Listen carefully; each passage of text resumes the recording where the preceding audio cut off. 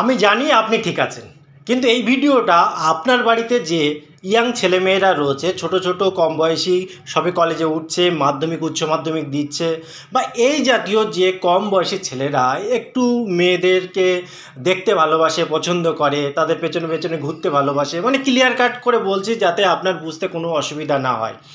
একটু এই ভিডিওটা দেখাবেন, তাদের একটু সচেতন করবেন। কেন জানেন তো, সম্মানের থেকে বড় কিছু নেই, এবং অর্থ যদি আপনার থাকে নিমেষেই ধ্বংস হতে পারে। একটা চক্রান্ত চলছে এবং এই নিয়ে অনেকে ভিডিও বানিয়েছেন এবং সতর্ক করার চেষ্টা চলছে। তবে কি বলুন তো, ইয়াং জেনারেশান তো একটু এই ধরনের অভ্যস্ত। কারণ আপনিও ভেবে দেখুন, যখন একটু কম বয়স ছিল এইগুলো একটু ভালো লাগে, মেয়েদের সাথে কথা বলতে সব ঠিক আছে, কিন্তু বর্তমান সিচুয়েশানটা পাল্টেছে। হঠাৎ করে আপনি দেখলেন যে ভিডিও কল, কেউ একজন হোয়াটসঅ্যাপে ভিডিও কল করে দিচ্ছে। হ্যাঁ, মেয়েরাই ম্যাক্সিমাম এইগুলো করছে।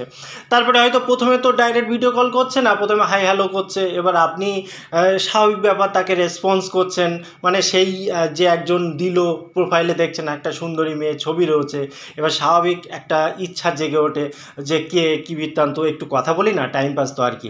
এবারে হয়তো আপনাকে ভিডিও কল করতে বললো, ভিডিও কল করলেন, কিংবা সে ভিডিও কল করছে, আপনি রিসিভ করছেন। এবার রিসিভ করার পরে কি হয়, আপনি যাতে প্রলোভিত হন সেই জাতীয় কিছু করছে, খারাপ ভঙ্গিমা বা এমন কিছু যেটা একটা নোংরামির পর্যায়ে পৌঁছায়। কিন্তু সেই টাইমে তো দেখুন, রাতের দিকে একটু ফোন করছে, ভালো লাগছে, ভাবছেন যে এমনিতেই তো দেখি কি আছে। তো এই করতে গিয়ে কিন্তু অনেকে ফেঁসে যাচ্ছে। কেন? যখনই ভিডিও কল করছে তখন কি হয়, সাধারণত দুই দিক থেকেই তো ফেসটা আসে, তাই না? আপনি যখন কারোর সাথে ভিডিও কল করছেন, তাকে যেমন আপনি দেখতে পাচ্ছেন, আপনার মুখটাও তার স্ক্রিনে ভেসে উঠছে। এবার টোটালটা নিয়ে একটা ভিডিও বানিয়ে দিচ্ছে সে, অর্থাৎ স্ক্রিন রেকর্ডিং করে নিচ্ছে, বা এমন কোনো প্রসেস যেটাতে আপনি যে রিয়াকশান করছেন, আপনি যে তার সাথে কথোপকথন করছেন, সব কিছু কিন্তু রেকর্ড হয়ে যাচ্ছে। এবং পরবর্তীকালে কি হচ্ছে, পরবর্তীকালে আপনি ফেঁসে যাচ্ছেন। কেন? সেই ভিডিও কলকে হাতিয়ার করে, বা যে চ্যাটগুলো করছেন সেই চ্যাটগুলোকে হাতিয়ার করে আপনার কাছে ডিমান্ড করছে। বিভিন্ন রকম ডিমান্ড হতে পারে, ম্যাক্সিমাম ক্ষেত্রে যেটা হচ্ছে সেটা হচ্ছে টাকা পয়সা চাইছে। এবার দেখুন, আপনি হয়তো অনেকটা, শুধু যে ইয়াং ছেলে মেয়ে তা কিন্তু নয়, এখানে বলে রাখা ভালো, সব বয়সীদেরকেই টার্গেট করা হচ্ছে। আপনি হয়তো ভালো একটা প্রফেশনে আছেন, আপনি হয়তো অনেক শিক্ষিত একজন ব্যক্তি, কিন্তু কিংবা কোনো কারণে একটু মানে নিজের ভুলবশত হয়ে গেছে, আপনি ভিডিও কলটা রিসিভ করে ফেলেছিলেন, তো আপনি ফেঁসে গেলেন।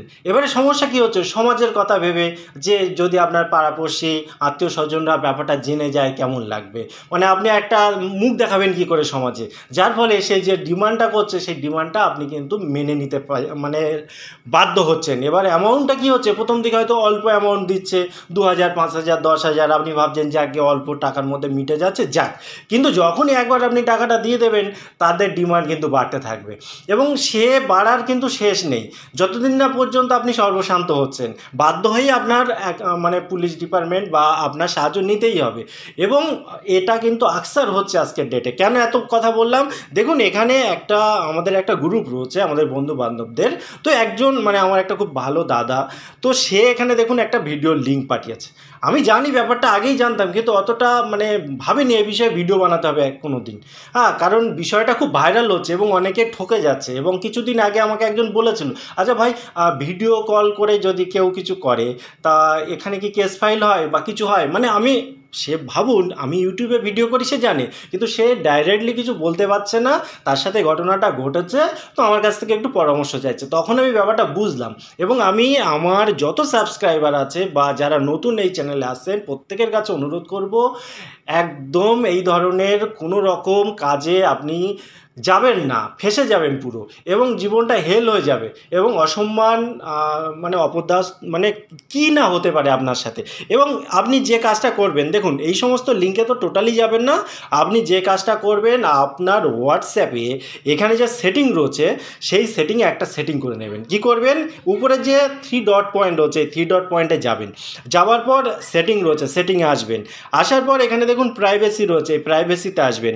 আসার পর এখানে স্ক্রল করে নিচে নিচের দিকে আসবেন, এখানে দেখুন কল বলে একটা অপশান রয়েছে, এই কলের এখানে আসবেন, এখানে দেখুন সাইলেন্স আননোন কল বলে একটা অপশান আছে, এটা বাই ডিফল্ট অফ থাকে, এটাকে অন করে দেবেন। অন করলে যদি কেউ বাই চান্স কল করেও থাকে আপনাকে ডাইরেক্ট কল করতে পারবে না, আপনার সাথে কানেক্টেড হবে না। আপনি এগুলোকে অ্যাভয়েড করতে পারবেন, বা কাউকে যাতে এই রকম সিচুয়েশনে না পড়ে আপনি সতর্ক করবেন অবশ্যই। কিন্তু এইটা নয়, বিভিন্ন ধরনের লিঙ্ক আসে আমাদের, সেই লিঙ্কে ক্লিক করেও আমরা কিন্তু ফেঁসে যাই। কাজেই অজানা মানুষের সাথে বেশি কথা বলা তো দরকার নেই। এবং আরেকটা সেটিং আপনি অবশ্যই করবেন, ধরুন আপনি কল করছেন, এবারে কল যাতে উল্টো পাল্টা লোক আপনাকে কল করতে না পারে, সেক্ষেত্রে আপনি কি করবেন, উপরে দেখুন 3 ডট পয়েন্ট রয়েছে, এই 3 ডট পয়েন্টে একবার ক্লিক করবেন, এখানে দেখুন ব্লক হ্যারাসিং কল বলে একটা অপশান রয়েছে, এবং এখানে দেখুন block all unfamiliar incoming call, এটাকে অন করে দেবেন। অন করে ওকে করে দেবেন। ওকে করলে কি হবে, কোনো রকম ফালতু যে লোকগুলো যাদের নাম্বার আপনার ফোনে সেভ করা নেই, সেই সমস্ত জায়গা থেকে কোনো কল আসবে না আপনার ফোনে, অনেকটা সেভ থাকলেন আপনি। তারপরেও বলবো, দেখুন আমরা বিভিন্ন লিঙ্কে নিজের ইচ্ছাতেই কিন্তু ক্লিক করি, এটা কিন্তু আমাদেরই মানে অসতর্কতার ফল। যদি কেউ কল করে, যদি কেউ ভিডিও কল করে, যদি কেউ SMS পাঠায়, যদি কেউ আমাদের প্রলোভন দেখায়, সেই প্রলোভনের ফাঁদে আমরাই তো পা দিচ্ছি, তাই না?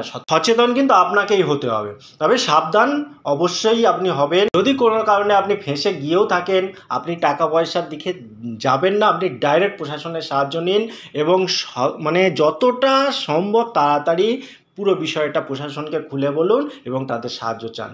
এবং এই ভিডিওটা অবশ্যই আপনার বন্ধুবান্ধব আত্মীয়দের দিন, তারাও কিন্তু সচেতন হতে পারবে। কেমন লাগলো ভিডিও অবশ্যই কমেন্ট করতে ভুলবেন না। দেখা হবে পরবর্তী ভিডিওতে। ততক্ষণ ভালো থাকুন, সুস্থ থাকুন, বাই বাই।